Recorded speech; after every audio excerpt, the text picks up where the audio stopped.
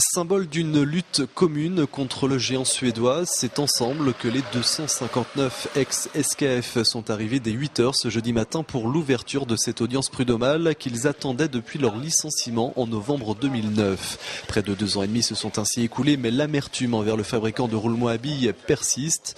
Et pour de nombreux salariés licenciés, cette audience pourrait enfin leur permettre de tourner la page. Certains ont déjà tourné la page, qui ont trouvé un emploi stable et puis tout à fait correct.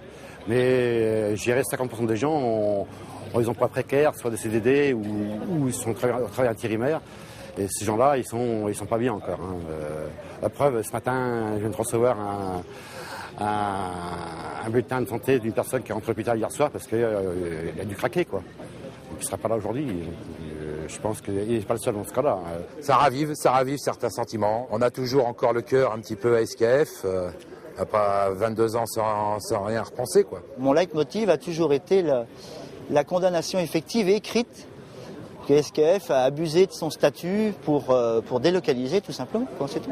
C'est donc le motif économique de leur licenciement que les ex-SKF contestent. Ce jeudi matin, leurs avocats ont ainsi requis la nullité des licenciements et du plan de sauvegarde de l'emploi, en démontrant que la stratégie du groupe n'était que purement financière. Fontenay rapportait de l'argent, mais n'en rapportait pas assez, selon les desiderata des actionnaires.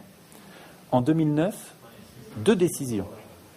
Je ferme Fontenay, selon SKF, et SKF, je décide de verser le dividende record aux actionnaires. Du côté de la direction de SKF France, on explique la fermeture du site fontenaisien par le départ des clients vers l'Asie et les pays de l'Est, tout en rappelant l'accompagnement du groupe auprès des salariés licenciés. 85% des gens aujourd'hui ont trouvé une solution.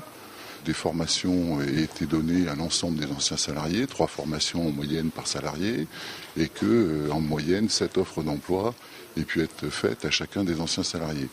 Je ne souhaite pas revenir sur le montant moyen des indemnités qui est de 115 000 euros par salarié.